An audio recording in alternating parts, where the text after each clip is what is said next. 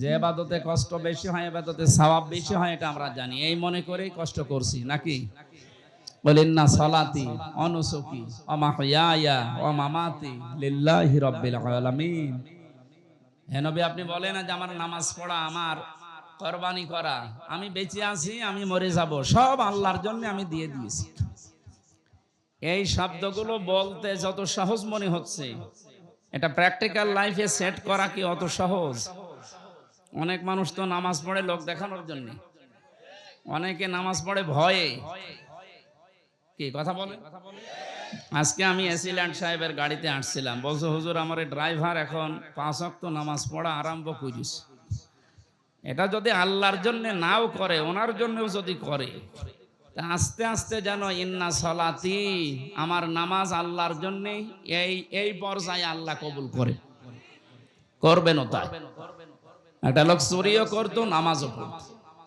সাহাবী এসে বললেন, হে নবী, এই লোকটা নামাজও পড়ে চুরিও করে। বিশ্বনবী ডাক দিয়ে বললেন, ওকে নামাজ পড়তে দাও। আমি আল্লাহর কোরআনের আয়াত পেয়েছি, ইন্না সলাতা তানহা আনিল ফাহশাই ওয়াল মুনকার। অবশ্যই নামাজ মানুষকে অন্যায় অশ্লীল কাজ থেকে বিরত রাখবেই। শুধু রাখবে না, ইন্না দিয়ে শুরু। আল্লাহ গ্যারান্টি দিচ্ছেন, এটা মিথ্যা হবে? ওই লোকটাকে নামাজ পড়তে দাও, চুরিও করতে দাও, ও দেখবা নামাজ ওকে অবশ্যই এই চুরি থেকে বাঁচাবে। দেখা যাচ্ছে আস্তে আস্তে সে লোকটা চুরি ছেড়ে দিয়ে পাক্কা নামাজি হয়ে গেছে। এসিল্যান্ড সাহেবের ড্রাইভারকে উদাহরণ দিলাম এই জন্য, এরকম বহু মানুষ আছে যারা এখন এই বাতাস পরিবর্তনের কারণে আল্লাহর দিকে ফিরে আসতেছে। রমজান আসলে যেমন মানুষ ফিরে আসে দেখি আল্লাহর দিকে, যেহেতু একটা হাওয়া উঠলে ওই বাতাসে ওই হাওয়ায় কিছু না কিছু উড়াতে থাকে। কথা বুঝতেছেন? একটা হাওয়া লেগেছে এই দেশে, ইসলামের হাওয়া, মানবতার হাওয়া। কালকেও আমি দিনাজপুরে 10 জন মুসলমান হয়েছে স্টেজে আমার হাতে। এর আগে একজন হয়েছিল গাইবান্ধাতে। আমার মনে হচ্ছে 3টা বছর ধরে আমি জেলে না থাকতাম, আমার মনে হয় 300-র উপরে পার হয়ে যেত অমুসলিম ইসলাম গ্রহণ করা। যেহেতু চুয়াডাঙ্গায় একটা হয়েছে কয়েকদিন আগে, স্বামী স্ত্রী 2 জন। যেভাবে আরম্ভ হয়েছে আল্লাহর দিনের দিকে আসা, এ বাতাস যদি অব্যাহত থাকে মানুষ ইসলামের দিকে আসবে। এ পৃথিবীর শ্রেষ্ঠ ধর্ম, আল্লাহর পক্ষ থেকে যেটা পাঠানো ইসলাম, আল্লাহ যেন শান্তির ধর্মে অন্যান্য ধর্মের মানুষদেরকে আসার তৌফিক দেন। তাহলে আমাদের নামাজ, আমার রোজা, আমার যাকাত, আমার কোরবানি, আমি বেঁচে আছি, আমি মরে যাব, সব কার জন্য বলেন তো? আল্লাহর জন্য ইনশাআল্লাহ। 27টা মিনিটে নবীজি বক্তব্য দিয়ে শেষ কথা বলেছিলেন, তারাকতু ফীকুম আমরাইন, আমি তোমাদের জন্য 2টা জিনিস রেখে গেলাম। লাং তাদিল্লু, তাদিল্লু এটা মোজারে, বর্তমান ভবিষ্যৎ, প্রেজেন্ট ফিউচার। মোজারের আগে লান আসলে অর্থ হয় কখনোই হবে না। বিশ্ব নবী গ্যারান্টি দিচ্ছেন, কারণ নবীজি কোনো কথা বলতেন না যতক্ষণ আল্লাহ তাকে বলতে না বলতেন। ওমা ইয়ানতিকু আনিল হাওয়া ইন হুয়া ইল্লা ওয়াহুন ইউহা। আমার নবী অতক্ষণ পর্যন্ত কোনো কথাই বলে না তোমাদের সামনে যতক্ষণ জিবরাইল তাকে বলতে না বলে। জিবরাইল ততক্ষণ একটা কথাও পৌঁছায় না যতক্ষণ আমি আল্লাহ তাকে না বলি। সুতরাং নবীজি যে বললেন লাং তাদিল্লু, তোমরা পথভ্রষ্ট হবে না, পথ হারাবে না, না খেয়ে থাকবে না, মায়ের খাবে না, লাঞ্ছনা গঞ্জনা অপমান অপদস্থর শিকার হবে না। লাং তাদিল্লু মা তামাসসাকতুম বিহিমা কিতাবাল্লাহ ওয়া সুন্নাতু রাসূলিহি, যদি আল্লাহর পাঠানো কিতাব যেটা রেখে গেলাম আর আমার আদর্শ যেটা রাখলাম, শব্দের দিকে খেয়াল করেছেন? কিতাবাল্লাহি বলার পরে আল্লাহর নবী বলেছেন সুন্নাতু রাসূলিহি, আমার রাসূলের যে সুন্নাহ আদর্শ রাখলাম। নবীজিকে বলতে পারতেন না বিলাদুন, যে আমার জন্ম বৃত্তান্ত তোমাদের জন্য রেখে গেলাম, শুধু ওইটা নিয়ে মাতামাতি করবা? মিলাদ নিয়ে আজ যত পাগল আমরা এই তিনটা দেশে দেখতে পাচ্ছি, ভারত, বাংলাদেশ আর পাকিস্তানে। বিশ্বের বহু দেশে ঘুরে আমি এত পাগলামি পাইনি। আপনার তো পাগল হওয়া দরকার, আশিক হওয়া দরকার রাসূলের আদর্শের। কথা বলে না কেন? আপনি পাগল হয়েছেন তার মিলাদ নিয়ে। আমি মিলাদ বিরোধী না, কিন্তু মিলাদ যে উদ্দেশ্যে এসেছে, বিশ্বনবীর ইন্তেকালের 600 বছর পরে এটার আবিষ্কার। আর নবীজির জন্মের পর থেকে শুরু করে এখনো পর্যন্ত যেটা আছে, কিয়ামত পর্যন্ত যেটা থাকবে, তার আদর্শ কি থাকবে? তার রেখে যাওয়া সুন্নাহ আদর্শ। এইটাকে যদি আমরা আঁকড়িয়ে ধরতে পারি, কোনদিন আমাদেরকে পথ ভ্রান্ত কেউ করতে পারবে না ইনশাআল্লাহ। নবীজির জীবনের 27 মিনিটের এই বক্তব্যের শেষ কথা এইটাই ছিল।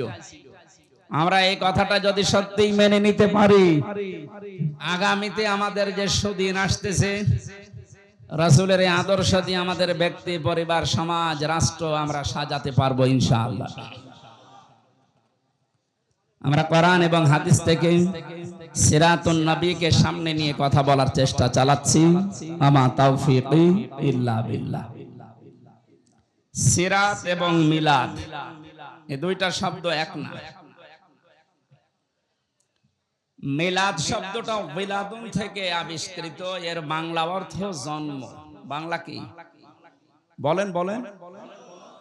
আর সিরাত শব্দের শাব্দিক অর্থ হচ্ছে জীবন চরিত্র, জীবন আদর্শ। কোরআনে কারিমে বিশ্ব নবীকে অনুসরণ করার জন্য আল্লাহ যে আয়াতগুলো কোরআনে দিয়েছেন, সেখানে কোনো জায়গায় আমি পাইনি যে রাসূলের মিলাদকে অনুসরণ করো, তার জন্মকে না, তার আদর্শকে।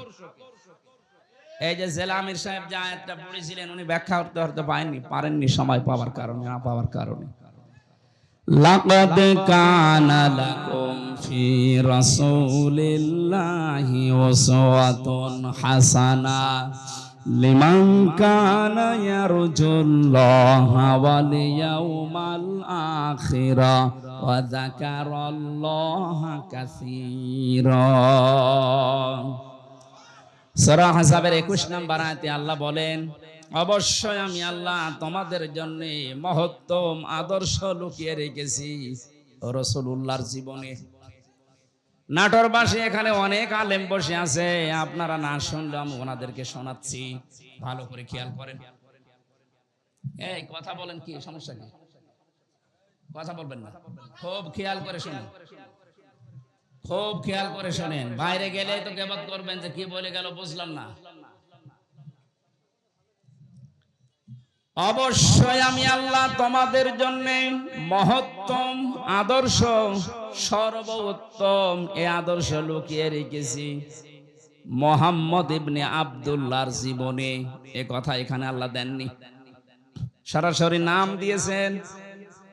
আল্লাহকে মুহাম্মদ ইবনে আব্দুল্লাহ এই শব্দটা জানেন না, বলেন?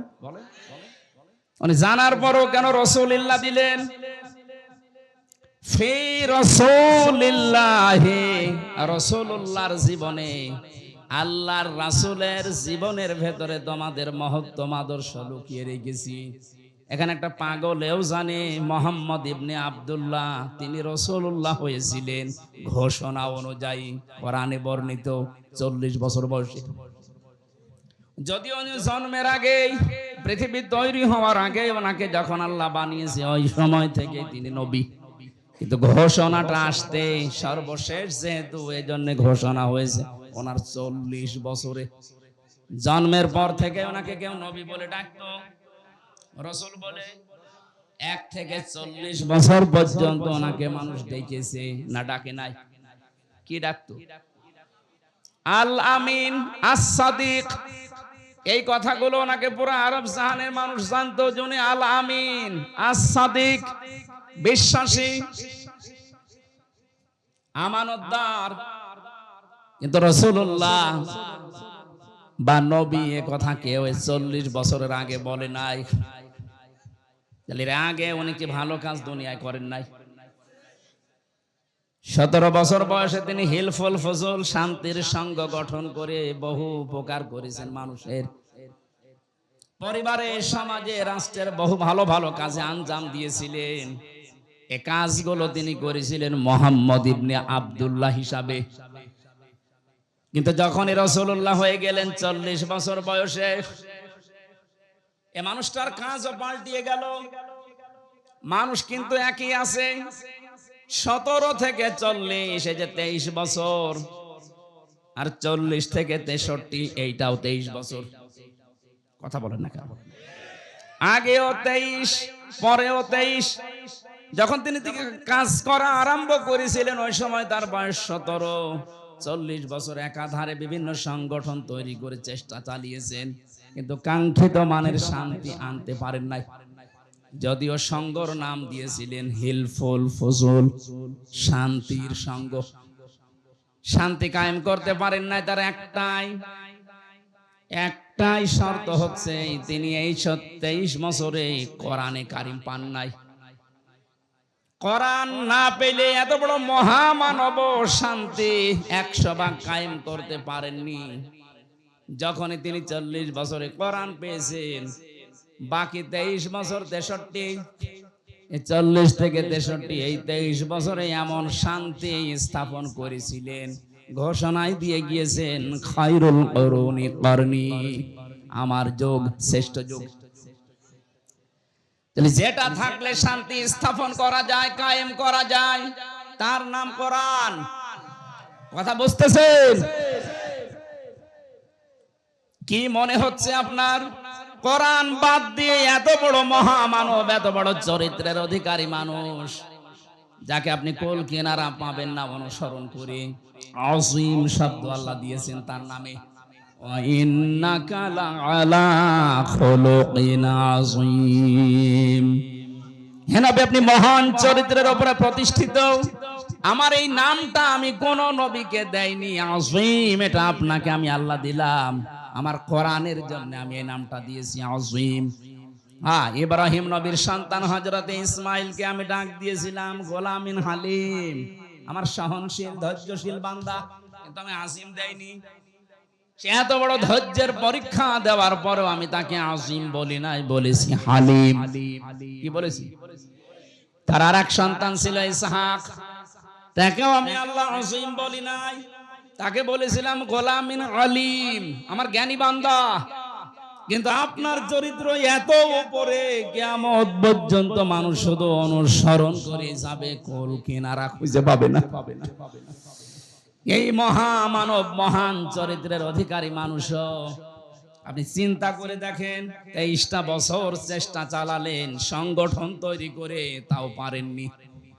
তাহলে এত বড় মহারথী যদি না পারে, পৃথিবীর আর কে পারবে কোরআন ছাড়া শান্তি স্থাপন করতে? এই জন্যই তো 53 বছরে বহু সংগঠন চেষ্টা চালাচ্ছে। বহু দল চেষ্টা করেছে 53 বছরে। কোরআনে কারিম নেই, কোরআনের কর্মসূচি আমরা বাস্তবে শরীর নবীজির শরীরের সাথে, জান্নাতি শরীরের সাথে স্পর্শ হয়েছিল। এই জন্য পুরা শরীরে আল্লাহ জাহান্নামের আগুন লাগাবে না, ওই একটা জায়গায় লাগিয়ে দেবে। তারা নবীর মিলাদে খুশি, কিন্তু চরিত্রে খুশি। বলেন বলেন। এই জন্য দুইজনে জাহান্নামী। সিস্টেম অপর পৃষ্ঠায় দেখুন, আরো দুইজন চাচার নাম সিরাতে আছে। একজন হযরতে আব্বাস আর একজন হযরতে হামজা রাদিয়াল্লাহু তাআলা আনহুমা। আগের দুইজনের নাম পড়লে কেউ রাদিয়াল্লাহু পড়ে, আর পরের দুইজনের নাম শুনলেই মানুষ পড়ে রাদিয়াল্লাহু তাআলা আনহু, যে আল্লাহ তাদের উপরে রাজি হয়ে গেছে। এই দুইজন চাচার দিকে তাকান, তারা শুধু নবীর জন্মে খুশি ছিল না, জন্মের সময় তো খুশি ছিল, কিন্তু নবীর আদর্শ পেয়ে তারা খুশি।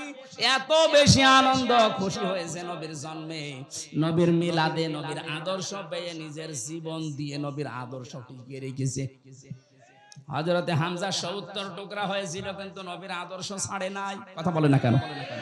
হযরতে আব্বাস যে যে বোতাম ছিল তার শরীরের ভেতরে, যে জামার বোতাম, এগুলো সব স্বর্ণের। আল্লাহর নবী মুহাম্মদুর রাসূলুল্লাহ সাল্লাল্লাহু আলাইহি সাল্লাম ডাক দিয়ে বলেছিলেন, চাচা আপনাকে আপনি আমার চাচা বলে ছেড়ে দিতে পারবো না। কেন? আপনি আসার সময় জিহাদের এই ময়দানে, এই বদরে আসার আগে আমার চাচির কাছে আপনি কিছু স্বর্ণের জিনিসপত্র রেখে এসেছিলেন। যদি মুক্তি পেতে চান ওইগুলো দিয়ে মুক্তিপণ হিসাবে তারপরে মুক্তি পাবেন।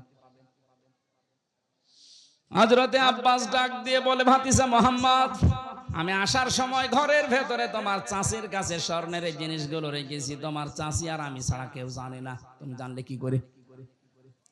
বিশ্বনবী বলেন, চাচা শুধু ওইটা না, আপনি যা করেন জিবরাইল আমারে সব আগে থেকে জানিয়ে দিয়েছে।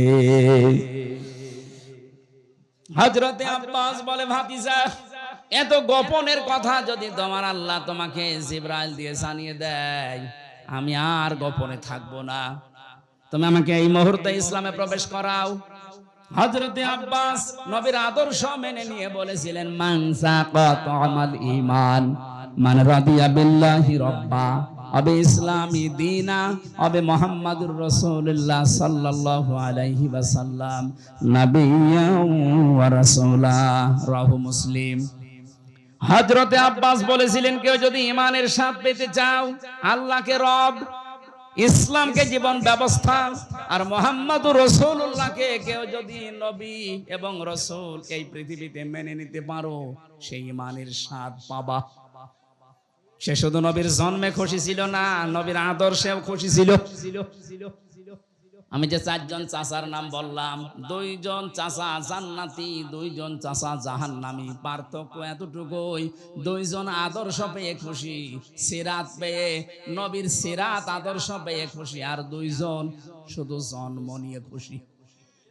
আমরা কি শুধু মিলাদ পড়বো না, নবীর আদর্শ মানতে চাই? এবার আসেন তো, বিশ্ব নবীকে আল্লাহ এই পৃথিবীতে যে উদ্দেশ্য নিয়ে পাঠালেন, কোরআনে কারীমের সূরা ফাতিহি, এটা 28 নম্বর আয়াত। এটা রব্বুল আলামিন বলেন, ওয়াল্লাযী আরসালা রাসূলাহু বিল হুদা ওয়া দীনিল হক। যেহেতু রাসূলকে আল্লাহ পাঠিয়েছেন এই পৃথিবীতে একটা উদ্দেশ্য নিয়ে, আমরা যদি আজ নবীর আদর্শ মানতে চাই, এরকম প্রায় 65টা বিষয় আমি সাজিয়েছি কোরআন আর হাদিস থেকে, একটা মাত্র বলছি। আপনি যদি 65 দিন দাওয়াত দেন একাধারে, 65টা বিষয় বললে শেষ হবে। আজকে একটা চলছে।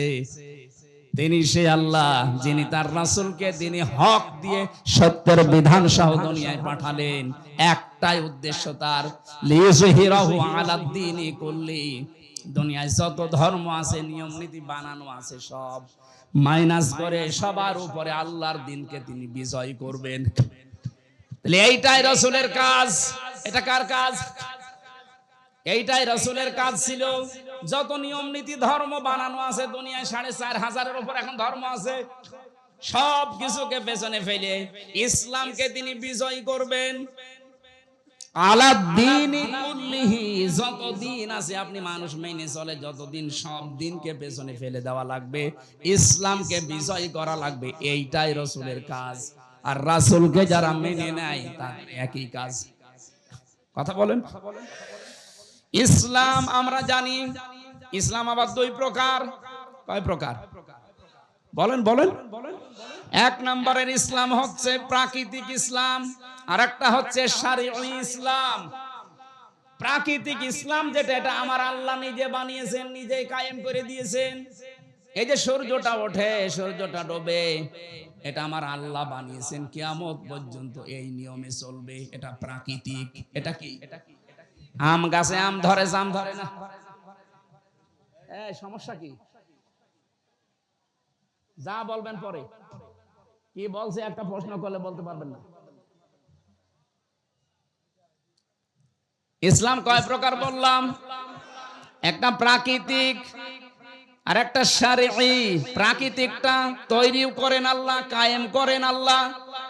যেমন আম গাছে আম হয়, জাম গাছে জাম হয়, এটা বানিয়েছে কে? এটা আপনি বানাবেন, আপনার বানানোর দরকার নেই। কিয়ামত পর্যন্ত এইভাবে চলবে। কিন্তু শারঈ ইসলাম যেটা, ওটা কিন্তু আল্লাহ পাক নিজে বানিয়ে পাঠিয়েছেন। ওটা কায়েমও করবেন না, দেখাবেনও না। এখন কিয়ামত পর্যন্ত ওনার দায়িত্ব এটা না। শারঈ ইসলাম পৃথিবীতে কায়েম করার দায়িত্ব আমাদের। এই জন্য আমরা খলিফা। এই দায়িত্ব কার? আমরা যদি এই দায়িত্বটা এখন পালন না করে দুনিয়ার মানুষের উপরে ছেড়ে দেই, ফেরেশতাদের উপরে ছেড়ে দেই, বলেন আপনি আল্লাহর প্রাকৃতিক ইসলাম বাদ দিয়ে শরঈ ইসলামের জন্য কি করছেন?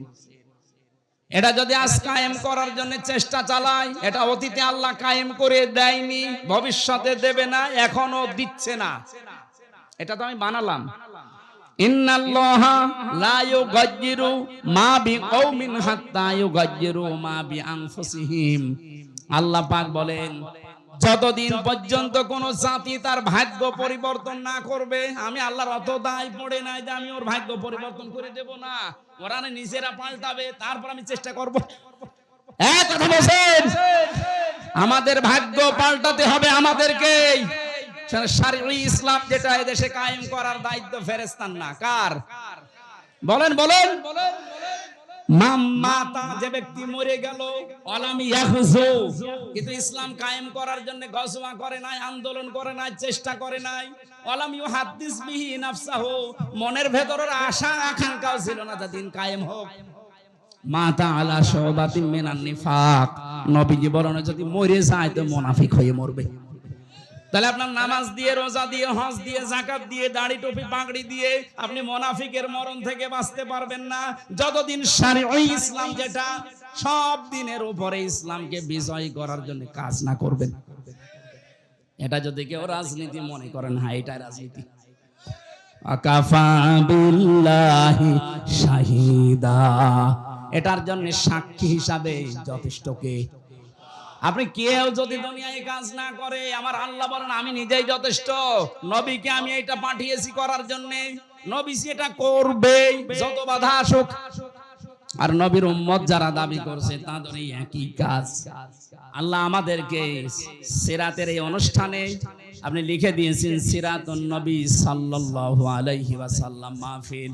ওনাকে যে উদ্দেশ্য নিয়ে আল্লাহ পাঠিয়েছে, ওই উদ্দেশ্যে আপনি সামনে এগিয়ে আসবেন। শুধু মিলাদ পড়ে জিলাপি আর খিচুড়ি খাওয়া না। নবীর চাচা হামজার মতো জিফার আগ থেকে আলেমরা চেষ্টা করেছিল, কিন্তু কি করবে, মুখে তালা লাগানো। এই যে কয়েকদিন আগে আমার মামলা খারিজ হয়ে গেছে সব। বিচারপতিকে জিজ্ঞাসা মনে করবো যে স্যার এই মামলা তো 3 বছর আপনার হাতে ছিল, তখন তো কিছু বললেন না, এখন বলছেন কোনো মাল নেই, কি দেখে বিচার করব? উনি এই কথাই বলতো যে হুজুর আমার হাত বাঁধা। কি বাধা? হাত যেহেতু এখন খোলা হয়ে গেছে, এদেশের 1628টা চেয়ার আছে, একটা হাত শুধু খোলা ছিল, বাকি 1627টা হাত বাঁধা ছিল। এখন ওই হাত খোলা মানুষ যেহেতু পালিয়ে গেছে, আর ওনার ছেলে যা কথা বলেছে পরশুদিন যে দেশের মানুষ আমার মাকে কুকুরের মতো তাড়িয়ে দিল, একটা কথা হইল। একটা ভালো জিনিসের সাথে তুলনা করতো যে বাঘের মতো তাড়িয়ে দিয়েছে, কিসের নাম দেখেছে? আসলে যেভাবে পালিয়েছে নামটা বেশ অ্যাপ্রোপ্রিয়েট হয়েছে। নাটোরবাসী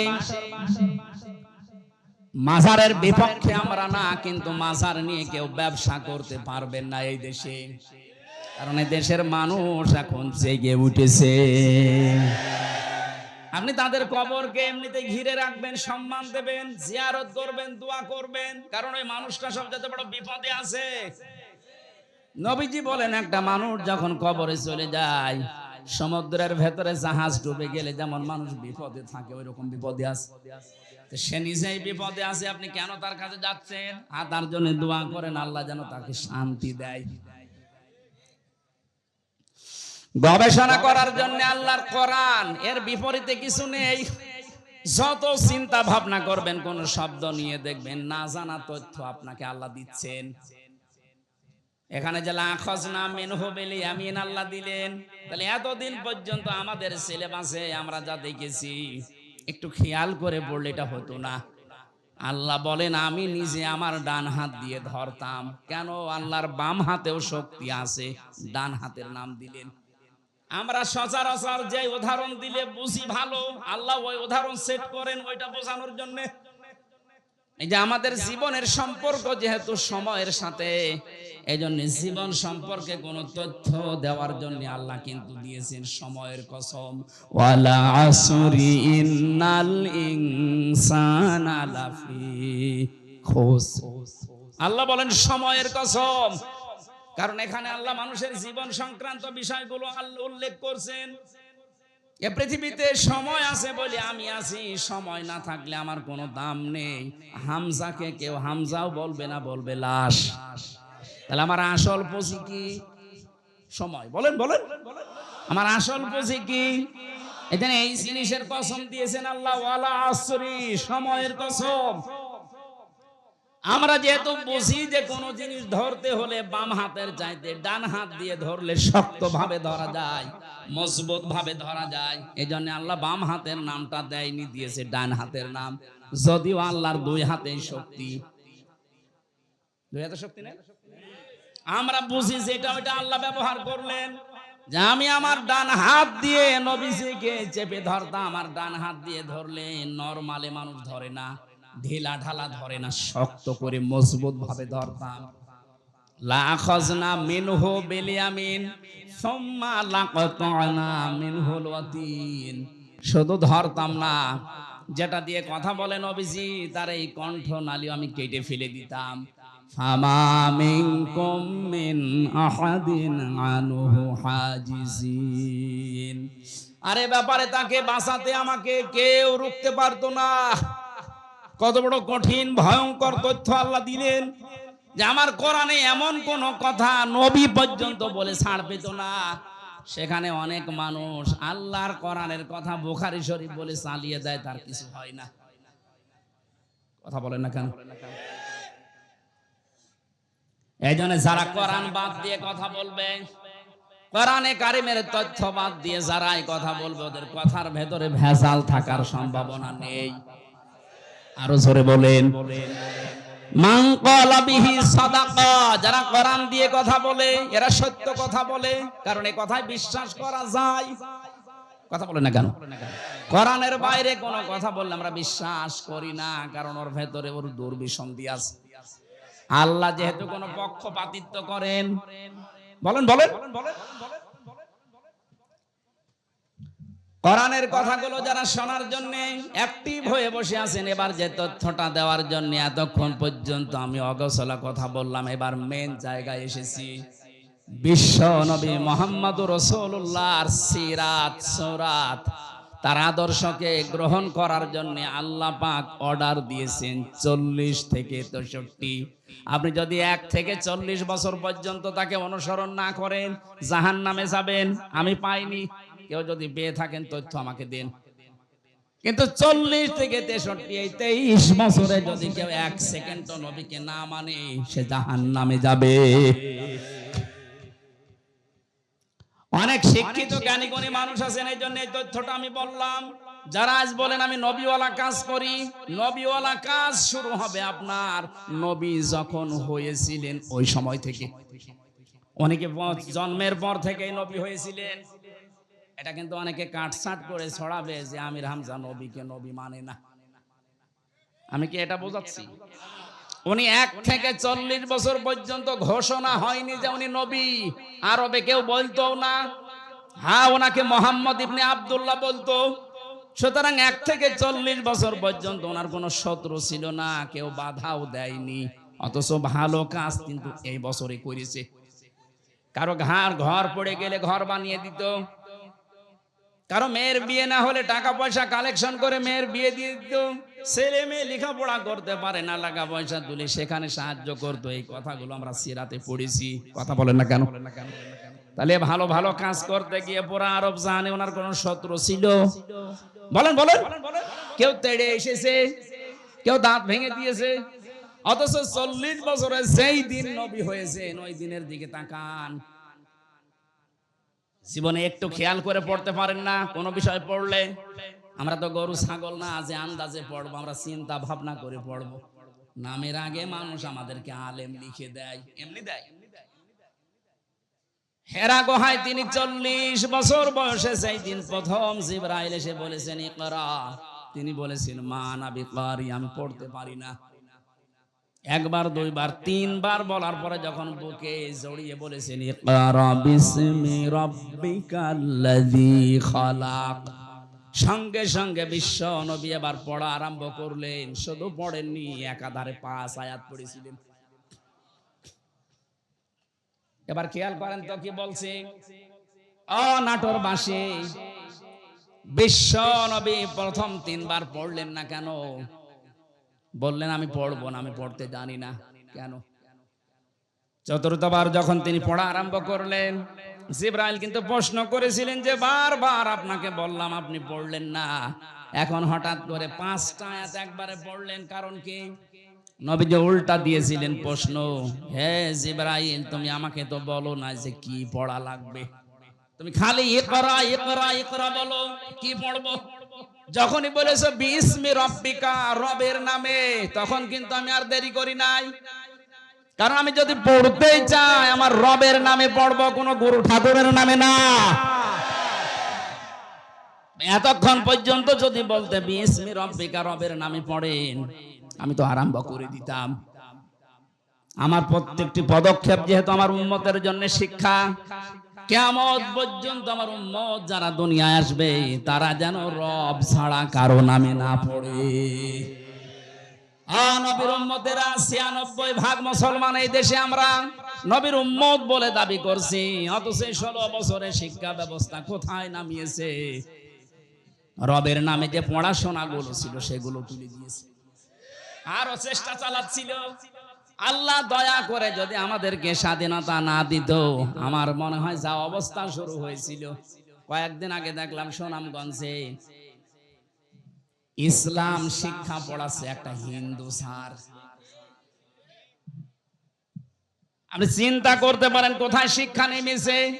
মুসলমানদের 96% এই দেশে বসবাস, মুসলমানদের ছেলে মেয়েরা সব সামনে, আর ইসলাম শিক্ষা পড়াচ্ছে একটা হিন্দু টিচার। মুসলমান পাচ্ছেন না আপনি? সে আমাদের ধর্ম সম্পর্কে কি জানবে বলেন? আমার আল্লাহরে বিশ্বাস করে না সে, আমার রাসূলকে সে মানে না, সে কি পড়াবে? কোথায় নেমেছিল? আমি আর নিচে নামলাম না, কারণ আপনার নিচের খবর সব আপনারা জানেন। বাস্তবে এটা এখন থেকে আজকে সিদ্ধান্ত পাল্টিয়ে যান। ধর্ম উপদেষ্টা ডক্টর আফামা খালিদ সাহেব দায়িত্ব নেওয়ার পর থেকেই বারবার বলছে আমরা শিক্ষা ব্যবস্থায় আগে নবীর ওই জীবনী, সাহাবীদের, আবু বকরের জীবনী আবার নিয়ে আসতে চাই। কারণ এগুলোর ভেতরে যে শিক্ষা আছে, মানুষের ভেতরে এগুলো থাকলে মানুষ মানুষ হবে। বলেন, আর বাবার জীবনী পড়ে আমি করব কি? কারণ বাবার জীবনী আমার কাছে পরিষ্কার না, সে ছোটবেলায় কি করেছিল আমি জানি না। কথা বলেন না কেন? এমনকি তার মা বাবার ঠিক আছে কিনা তাও আমরা জানি না। এটা মনে হয় বেশি বলে না, না বেশি বলেন। আমি কিছুক্ষণ আগে পড়ে আসলাম, আমার ফাঁসি চাই, বীর মুক্তিযোদ্ধা মতিয়ার রহমান রিন্টুর লেখা, আপনি পড়ে দেখেন। ও লোকটা নিজে নিজের ফাঁসি চাচ্ছে এমনি।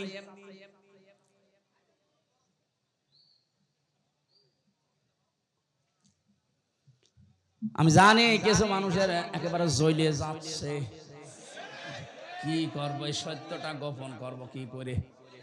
একটা মানুষ কি করে বলতে পারে যে আমার ফাঁসি চাই? কি দেখিয়েছে তাহলে বলেন? পড়া দেখলাম বইয়ের ভেতরে, একেবারে মনে হচ্ছে দেখে দেখে পড়ছি। যদি রাগ হয় একটু বইটা পড়ে নিয়েন, রাগ এমনি মাটি হয়ে যাবে। পৃথিবীর কোন মানুষের জীবনী দিয়ে আপনার জীবন পাল্টাবে না যতক্ষণ পর্যন্ত আপনার সামনে মুহাম্মদুর রাসূলুল্লাহর জীবনী না আসবে। কারণ এটা মহত্তম আদর্শ। হ্যাঁ, কাদের জন্য এটা? সবার জন্য না। এবার আসেন তো, নাটোরে এই প্রকার মানুষ আছে কিনা? আমি বলবো তো আগে। আয়াতের পরবর্তীতে আল্লাহ 3টা কথা লাগিয়েছেন, যাদের ভেতরে এই 3টা গুণ পাওয়া যাবে তাদের জন্যই বিশ্ব নবী হবেন আদর্শ। 1 নম্বরে লিমান কানা ইয়ারজুল্লাহ, দুনিয়ায় যে কাজ করতে গিয়ে যারা আল্লাহর সন্তুষ্টির দিকে খেয়াল করে যে এ কাজে আমার আল্লাহ রাজি আছে, তো এ কাজে আবার আল্লাহ নারাজ হয়ে যাবে না, তো এইটা খেয়াল করে যারা দুনিয়ার জীবন চালাবে, এই মানুষগুলোর জন্য মুহাম্মদুর রাসূলুল্লাহ হবেন আদর্শ। আপনি এদেশে এবার আপনার নিজের দিকে তাকান, আপনার সব কাজ আল্লাহর খুশির জন্য হচ্ছে তো না? লিমান কানা ইয়ারজুল্লাহ, ওয়াল ইয়াউমাল আখিরা, রাজাআ ইয়ারজিউ মানে ফিরে আসা, যে মানুষগুলো সব কিছু আল্লাহর সন্তুষ্টির জন্য, আল্লাহকে দেখানোর জন্য করে, আল্লাহর দিকে ফিরে আসে। 2 নম্বরে কিয়ামতে জবাব দিতে হবে, এই টেন্ডেন্সি যাদের তৈরি হচ্ছে। গত পরশুদিন ছিলাম যশোরের বেনাপোল, প্রধান অতিথি ছিলেন বাংলাদেশ জামাত ইসলামীর একজন কেন্দ্রীয় নেতা মাওলানা আজিজুর রহমান। এলাকার মানুষকে আমি গোপনে গোপনে যতগুলো মানুষ ধরেছিলাম, লোকজন প্রত্যেক কি ওখানে সমস্যা কি?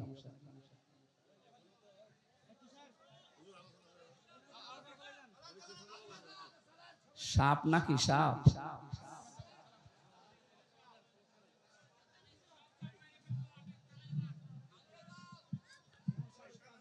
সুবহানাল্লাহ আলহামদুলিল্লাহ লা ইলাহা ইল্লাল্লাহ, সুবহানাল্লাহ আলহামদুলিল্লাহ লা ইলাহা ইল্লাল্লাহ, লা ইলাহা ইল্লাল্লাহ।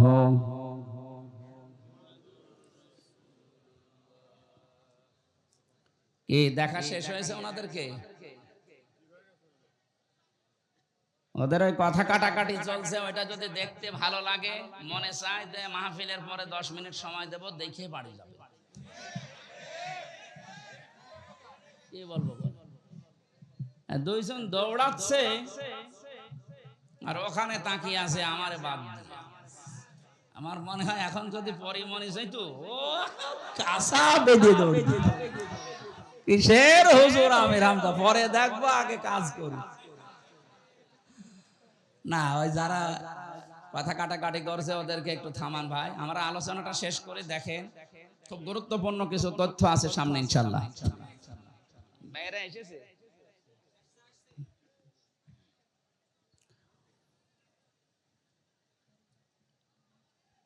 2 নম্বরে ওনার কথা বলছিলাম এই কারণে যে ইয়ারজুল্লাহা ওয়াল ইয়াউমাল আখিরা, কিয়ামতে জবাব দেওয়া লাগবে আল্লাহর দরবারে। বিশ্বাসটা যার ভেতরে আসবে বেশি, তার জন্য মুহাম্মদুর রাসূলুল্লাহ হবেন আদর্শ।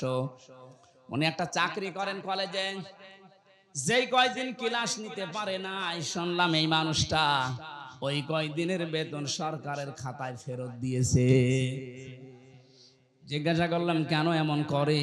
ওনার ভেতরে এই ভয়, না জানি ওই টাকা যদি নিয়ে আমি খাবার খাই, দুনিয়ায় আমার রক্ত গোশত যেটা চর্বি হবে, ওটা কিয়ামতে আল্লাহ জাহান্নামে জ্বালাবে। কিয়ামতের এই বিশ্বাস যদি মানুষের ভেতরে তৈরি হয়, সে কোটি কোটি টাকা আত্মসাৎ করতে পারবে। বলেন, এ দরবেশ বাবার ভেতরে এই বিশ্বাসটা ছিল না, এজন্য এত বড় দাড়ি নিয়েও এত টাকা আত্মসাৎ করেছে। যাদের ভেতরে এটা তৈরি হবে তাদের জন্য নবী আদর্শ। যাদের ভেতরে এটা তৈরি হবে না যে জবাব দেওয়া লাগবে, তার দাড়ি বড় হতে পারে, জব্বা বড় হতে পারে, পাগড়ি বড় হতে পারে, 24 ঘন্টা নামাজে থাকতে পারে, কিন্তু ওর আদর্শ ও রাসূলুল্লাহ এখনো হয়নি। আর নবীজি যদি কারো আদর্শ না হয়, আপনার কি মনে হয় ওকে জান্নাত পাওয়ার কথা? যাকারাল্লাহ কাসীরা, তাদের জীবনে সবচাইতে বেশি আলোচনা হবে আল্লাহর। কার? আরো জোরে বলেন। সবচাইতে বেশি আলোচনা পাবেন তাদের জীবনে আল্লাহর। আমরা এই বাস্তবতা দেখেছি এই 16 বছরে, আল্লাহর আলোচনার চাইতে বিভিন্ন মানুষের আলোচনা আমরা বেশি শুনি। মুসলিম যে কয়টা দেশে ঘুরলাম, বিশ্ব রোডের পাশে পাশে দেখলাম লা ইলাহা ইল্লাল্লাহ, সুবহানাল্লাহ, আস্তাগফিরুল্লাহ, লা হাওলা ওয়ালা কুওয়াতা। মানুষ গাড়ি চালাতে যায়, ওদিকে মুখ চাই, চোখ যায়, একবার পড়ে নেয় লা ইলাহা ইল্লাল্লাহ। আর আমাদেরও থাকে এমন বাবার জমি টাঙিয়ে রেখেছে, দেখলেই মনে হয় আল্লাহর ওলি, আল্লাহর কথা মনে পড়ে। বলেন, এগুলো ঠিক হয়? যাদের জীবনে আল্লাহর আলোচনা বেশি স্থান পায় না, এই যে কাছে র দিয়েছেন আল্লাহ, এই মানুষগুলোর জন্য বিশ্বনবী আদর্শ হবেন না। যাদের জীবনে সবচেয়ে বেশি বেশি আল্লাহর কথা স্মরণ হয়, আল্লাহর জিকির হয়, আল্লাহর আলোচনা বেশি হয়, এদের জন্যই বিশ্ব নবী হবেন দুনিয়ায় আদর্শ। নবীজি ওখান থেকে ফিরে আসলেন, খাদিজাকে ডাক দিয়ে বললেন, জাম্মিলুনি জাম্মিলুনি ইয়া খাদিজা, ও খাদিজা আমাকে ঢেকে দাও, আমি ভয় পেয়েছি। হে পৃথিবীর মানুষ, এবার খেয়াল করেন, ওই সময় হযরতে খাদিজাতুল কুবরার 15 বছর সংসার হয়ে গেছে। ডাক দিয়ে বলেন, আবুল কাসেম ভয় পাবেন না, কোন দুষ্টু জিন আপনাকে ভয় দেখাতে পারে না। আপনি আমার ভাই ওয়ারাকা ইবনে নওফলের কাছে চলেন, আপনি কখনো ভয় পাবেন না, কারণ আপনাকে আমি 5টা গ্যারান্টি দিতে পারি। 1 নম্বরে, আপনি কোনো দিন আত্মীয়তার সম্পর্ক নষ্ট করেন না, এর সম্পর্কগুলো সব ঠিক রাখেন। তাহলে এখান থেকে একটা শিক্ষা পাওয়া যায়, পৃথিবীতে যারা আত্মীয়তার সম্পর্কগুলো ঠিক রাখবে তাদেরকে আল্লাহ পাক নিজে পাহারা দেবে, তারা ভয় পাবে না। যারা বোনের সম্পদ, ভাইয়ের সম্পদ ফাঁকি দেন, চাচার সম্পদ, ফুফুর সম্পদ জোর করে লিখে নেন, তাদের মনের ভেতরে একটা অজানা ভয়, না জানি কখন কে কোন কথা বলে ফেলে। এটা তো দুনিয়ার ভয়, আখিরাতের আর একটা ভয় আল্লাহ তৈরি করে দেবে। একবার মাহফিল থেকে কোথা থেকে আসার সময় দেখি রাস্তায় গাড়ি আমার থামিয়ে দিল পুলিশে। গাড়ি থামানোর পরে বলছো, হুজুর আমার বুকে ফু দিয়ে দেন। কেন? ডিউটি করছিলাম, হঠাৎ তাল গাছের ভেতরে কি যেন নড়ে উঠলো, আমি ভয় পেয়ে গেছি। তাল গাছের ভেতরে বাদুর ইঁদুর নড়ে ওঠে, আর ভয় পায়। ভয় তো পাবে, কারণ ও তো মানুষকে ঠকিয়েছে। যারা মানুষকে ঠকাবে না, আত্মীয়তার সম্পর্কগুলো ঠিক রাখবে, এই মানুষগুলোর ভেতর থেকে আল্লাহ ভয় দূর করে দেয়। কথা বুঝতেছেন? আজ এখানে হাজারো পুরুষ মানুষ আমরা নিজের স্ত্রীর কারণে আজ রক্তের সম্পর্কগুলো ঠিক রাখতে পারি না। নিজের ভাইয়ের সাথে সম্পর্কটা ভালো রাখা যায় না, তার যে হক আমি আদায় করতে পারি না, আমার বোনের যে হক আমি দিতে পারি না, ওই বোর কারণে ওর মন খারাপ হয়, পেঁচার মতো মুখ করে বসে থাকে। এরকম বউ আছে? কার হাত তোলেন তো? একটা লোক নেই। আমার মনে হয় ওই জালনা দিয়ে কার বউ দেখছে, এই কারণে এরা ভয় পাচ্ছে। আপনাদের কোনো ভয় নেই। এই মহিলারা দরজা বন্ধ করে দেন, আপনাদের কারণে হাত তুলছে না।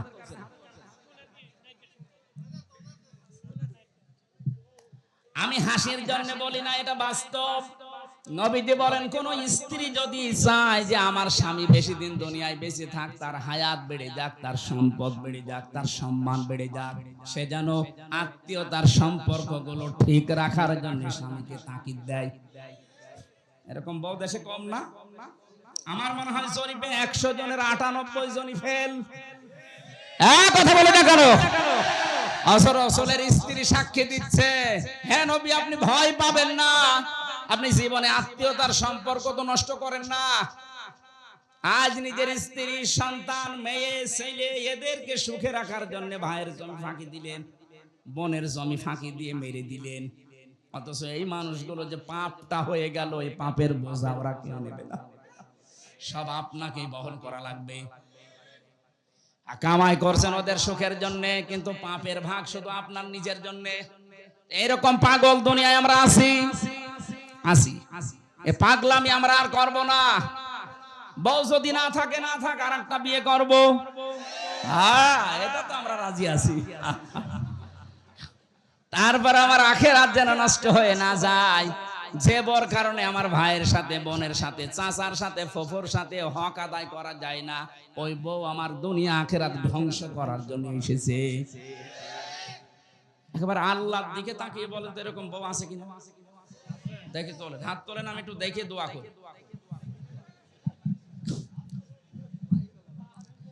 নবীজিকে যে 5টা সার্টিফিকেট দিয়েছিলেন, তার 1 নম্বরে এইটা। আজ এখানে হাজারো স্বামী আমরা যারা বসে আছি, আমার তো মনে হয় আমাদের স্ত্রীরা এই সার্টিফিকেট আমাদেরকে দেবে না, কারণ আমরা নিজেরা এগুলো নষ্ট করছি। কয়েকটা কথা শোনার পরে বিশ্বনবীকে ডাক দিলেন, ওয়ারাকা ইবনে নওফল, হে আমার বোনের জামাই, হে আমার ভগ্নিপতি, আপনি যা যা বললেন যে এরকম একটা লোক এসেছিল, বুকে চাপ দিয়েছিল, পড়তে বলেছিল, আমি তাওরাত আর ইনজিল কিতাব পড়ে দেখছি এইরকম কথা নিয়ে হযরতে মুসা হযরতে ঈসার কাছে এই ফেরেশতা এসেছিল। আচ্ছা জিবরাইল, কিন্তু সমস্যা আমি দেখতে পাচ্ছি আরেকটা, এই ফেরেশতা যার কাছে আসে ওই জাতির লোকেরা ওই লোকটাকে এলাকায় থাকতে দেয় না, তাড়িয়ে দেয়।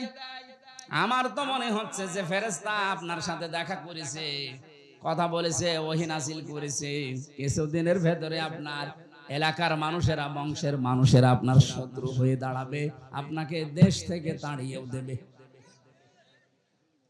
মুহাম্মদ রাসূলুল্লাহ ওই সময় বলেছিলেন, কি বলেন ভাই আপনি? আমার জাতির লোকেরা আমাকে আলামিন বলে, আস-সাদিক বলে, আমার নামও ধরে ডাকে না, এত সম্মান দেয় আমারে, আর তার আমারে তাড়িয়ে দেবে, আমারে মারধর করবে, এটা আমি মানি না। ওয়ারাকা ইবনে নাওফাল বলেছিল ওই সময়, হে মুহাম্মদ সাল্লাল্লাহু আলাইহি ওয়াসাল্লাম, আমি তো আমার তাওরাত ইনজিলের ভবিষ্যৎবাণী দেখতে পাচ্ছি, এ ফেরেশতা যাদের কাছে আসে তাদেরই পরিণতি এই হয়। কিন্তু আমার আফসোস, আমি যদি ওই সময় পর্যন্ত বেঁচে থাকতাম তাহলে আপনাকে আমি সাহায্য করতাম, আমার হায়াত তো পর্যন্ত আর নেই। কি বুঝলেন এখান থেকে? আমি শুধু ঘটনা বলবো তা না, সিরাত যেহেতু এটা, আজকে তো তাফসীর মাহফিল না, সিরাত মাহফিল। বিশ্ব নবী মুহাম্মদুর রাসূলুল্লাহ সাল্লাল্লাহু আলাইহি সাল্লাম যখনই তিনি রাসূল হলেন, নবীওয়ালা কাজ আরম্ভ করলেন, তখনই তার জাতি তার শত্রু হয়েছিল, এমনকি ৮২ বার এই ২৩ বছরে তাকে হত্যা করার জন্য চেষ্টা চালিয়েছিল।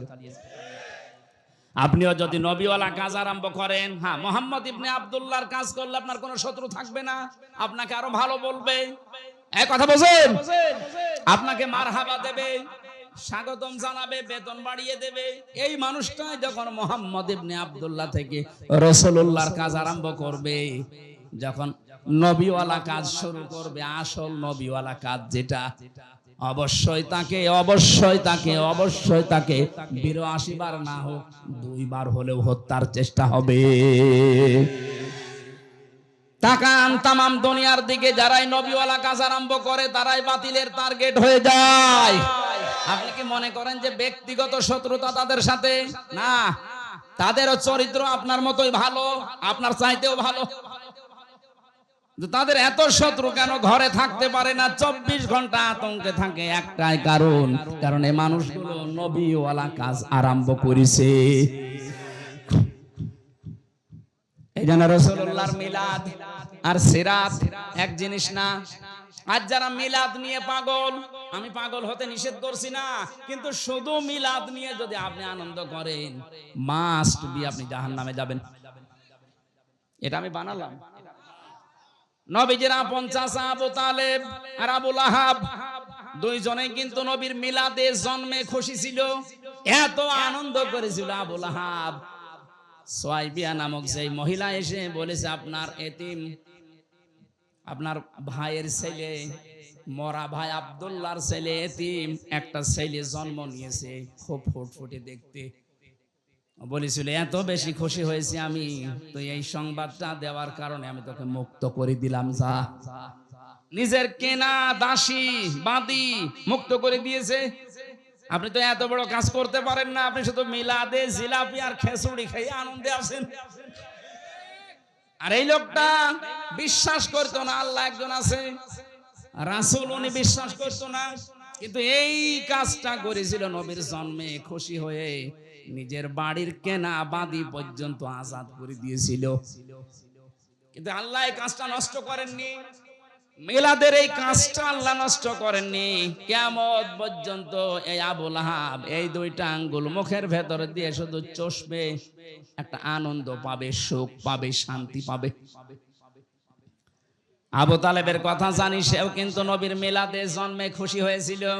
কিন্তু বিশ্ব নবী যখন তাকে বলেছিলেন, ইয়া আম্মি আবি তালিব, লা ইলাহা ইল্লাল্লাহ হাজ্জুল লাকা ইনদাল্লাহি ইয়াউমাল কিয়ামা, রাহুল বুখারী, হে চাচা, আপনি শুধু আস্তে করে আমাকে বলেন যে লা ইলাহা ইল্লাল্লাহ, মুহাম্মাদুর রাসূলুল্লাহ বলা লাগবে না, শুধু আল্লাহর একত্ববাদের ঘোষণাটা দেন, আপনাকে আমি ঝগড়া করে কিয়ামতে জান্নাতে পৌঁছিয়ে দেব। লোকটা পড়ে নাই, ও নবীর মিলাদে খুশি, কিন্তু সিরাত পেয়ে, তার আদর্শ পেয়ে, তার রাসূলুল্লাহর যে গ্যারান্টি তিনি যে নবী রাসূল, এইটা পেয়েও খুশি না।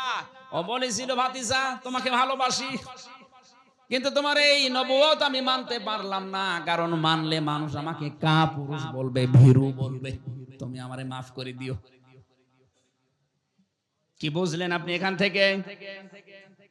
এই লোকটা দুইজন চাচা, আপন চাচায় দুইজন, এরা রাসূলকে ভালোবেসেছিল তার মিলাদে, কিসে? জন্মে, কিন্তু তার আদর্শ মানতে পারে না, এজন্য দুইজনই জাহান্নামী। এই লোকটার পায়ের নিচে শুধু জাহান্নামের দুইটা ফিতা আল্লাহ লাগিয়ে দেবে, চটি পরিয়ে দেবে, দুইটা মাথার মগজ পর্যন্ত ফুটবে। সিরাতের কিতাবে পেয়েছি তার পায়ে কেন আল্লাহ দেবে? মুখে, গালে, এই সমস্ত মাথায়, পিঠে, হাতে আগুন লাগবে না কেন? খালি এক জায়গায় আগুন লাগাবে। জবাব হচ্ছে লোকটা সে ছোটবেলা থেকে শুরু করে নবীকে কোলে নিয়ে, কাকে নিয়ে, পিঠে নিয়ে, মুখে নিয়ে, চুমা দিয়ে, বুকের ওপরে নিয়ে সারা জীবন নবীকে ভালোবেসেছে, আদর করেছে, কিন্তু কোনোদিন পায়ের কাছে রাখে নাই। এই যে পায়ের কাছে রাখে নাই, পায়ের সাথে নবীজির শরীর। রাহু ইবনে মাজাহ ওমা যাদাহুম ইল্লা ঈমানা ওয়া তাসলিমা। আল্লাহুম্মা সাল্লি আলা সাইয়্যিদিনা মাওলানা মুহাম্মদ।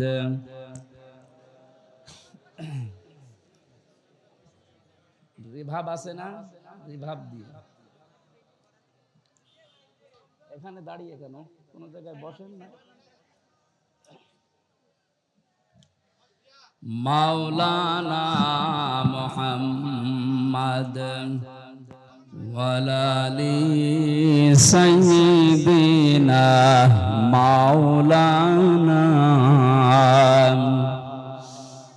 হাজারো ব্যথা বেদনার পরে ফিরে আসনি তুমি আপন ঘরে, দিনের আলো তুমি ছড়িয়ে দিতে চলে গেলে মদিনায় মক্কা ছেড়ে। হে রাসূল তোমাকে ভুলি আমি কেমন করে, হে রাসূল তোমাকে ভুলি আমি কেমন করে। আলহামদুলিল্লাহ,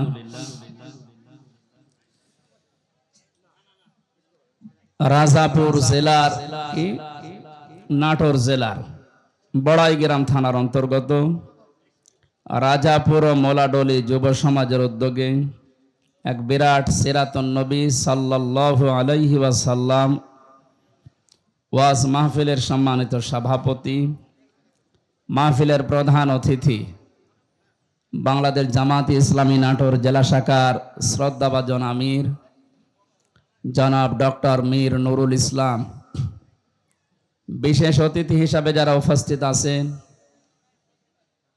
পাবনা জামাত ইসলামী বাংলাদেশের শ্রদ্ধাভাজন জেলা আমির অধ্যাপক মোহাম্মদ আবু তালিব, বিশেষ অতিথি হিসাবে উপস্থিত আছে আপনাদের এলাকার কৃতি সন্তান, বিশিষ্ট শিক্ষাবিদ জনাব অধ্যাপক আব্দুল হাকিম। মঞ্চে বসা আছেন আমাদের অভিভাবক বড় ভাই জনাব আশরাফুল ইসলাম, আপনাদের রাজাপুর কেন্দ্রীয় মসজিদের সম্মানিত খতিব, ইমাম, মুয়াজ্জিন, আশপাশ এলাকা থেকে আসা সম্মানিত ওলামায়ে কেরাম, সামনে বসা মুসলমান ভাইরা, পর্দার আড়ালের সম্মানিতা মা এবং বোনেরা, প্রশাসনের ভাইরা, প্রাণ প্রিয় নাটোর পাবনাবাসী, আল্লাহর দরবারে শুকরিয়া জানাচ্ছি যে এই প্রতিকূল পরিবেশের ভেতরেও কোরআনের প্রতি, রাসূলের প্রতি যে মহব্বত আমরা দেখিয়েছি, আমার মন ডেকে বলছে বিশ্বনবী মুহাম্মদ রাসূলুল্লাহকে যেভাবে হযরতে তালহা রাদিয়াল্লাহু তাআলা আনহু নিজের জীবন দিয়ে, বুক দিয়ে কাফেরদের ৮০টা থেকে ৮২টা তীর নিজের বুকে পিঠে নিয়েছিলেন, নবীজির দিকে আসতে দেননি। এই রবিউল আউয়াল মাসে সিরাতুন নবী সাল্লাল্লাহু আলাইহি ওয়াসাল্লাম মাহফিলে যারা আমরা এই প্রতিকূল পরিবেশের ভেতরেও এসেছি, আমার বিশ্বাস এরা যদি নবীকে পায় নিজের জীবন পর্যন্ত দিয়ে হলেও তারা হযরতে তালহার মতো বাঁচিয়ে দেবে। যেহেতু নবীজি নেই, তার আদর্শটা আছে না নেই? তার আদর্শকে রক্ষা করার জন্য যদি আমাদের হযরতে তালহার মতো সব দেওয়া লাগে, আমরা রাজি আছি ইনশাআল্লাহ।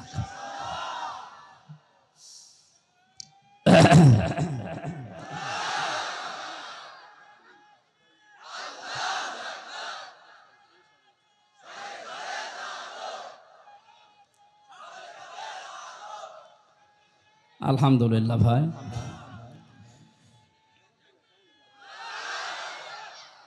আজকে আমার মাথায় যে তাজ, যে টুপিটা দেখতে পাচ্ছেন, আপনাদের এই নাটোর জেলার কৃতি সন্তান, বাংলাদেশ ইসলামী ছাত্র শিবিরের কেন্দ্রীয় সভাপতি বড় ভাই জনাব মনজুরুল ইসলাম, ওনার বাবা এটা পাঠিয়েছে আজকে কিছুক্ষণ আগে, মাথায় পরিয়ে দিয়েছে।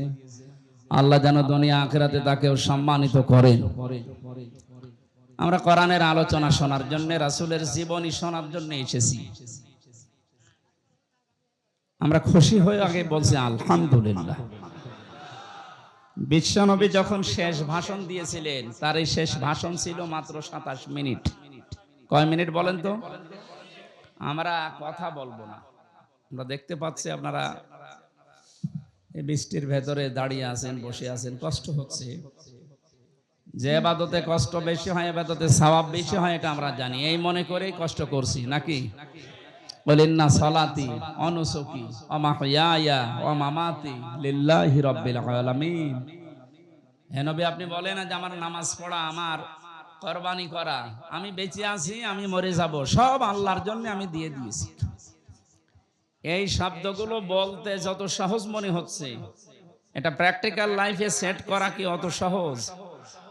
অনেক মানুষ তো নামাজ পড়ে লোক দেখানোর জন্য, অনেকে নামাজ পড়ে ভয়ে। কি কথা বলে? আজকে আমি এসিল্যান্ড সাহেবের গাড়িতে আসছিলাম, বলছো হুজুর আমার ড্রাইভার এখন ৫ ওয়াক্ত নামাজ পড়া আরম্ভ করিস।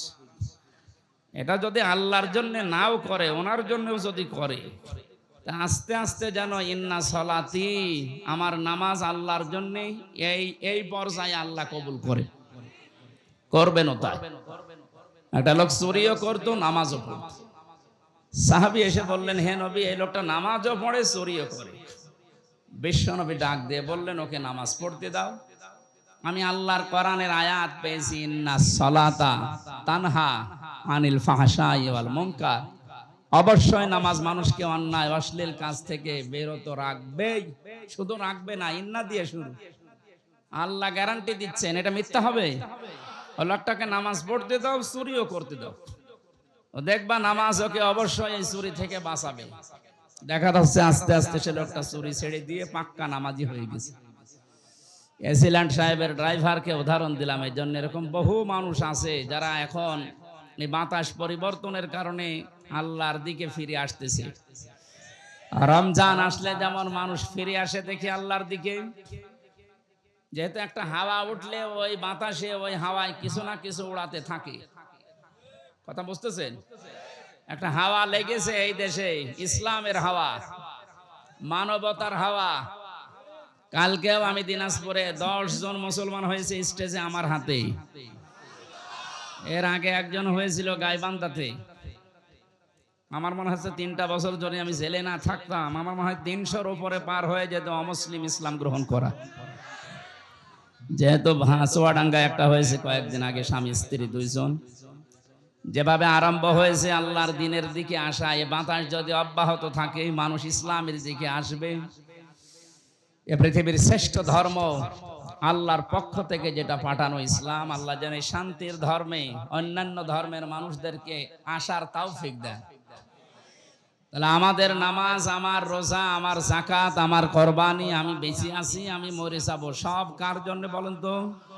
আল্লাহর জন্য ইনশাআল্লাহ। 27টা মিনিটে নবীজি বক্তব্য দিয়ে শেষ কথা বলেছিলেন, তারাকতু ফীকুম আমরাইন, আমি তোমাদের জন্য দুইটা জিনিস রেখে গেলাম। লাং তাদিল্লু, তাদিল্লু এটা মুজারে, বর্তমান, ভবিষ্যৎ, প্রেজেন্ট, ফিউচার। মুজারের আগে লান আসলে অর্থ হয় কখনোই হবে না। বিশ্ব নবী গ্যারান্টি দিচ্ছেন, কারণ নবীজি কোনো কথা বলতেন না যতক্ষণ আল্লাহ তাকে বলতে না বলতেন। ওমা ইয়ানতিকু আনিল হাওয়া ইন হুয়া ইল্লা ওয়াহুন ইউহা।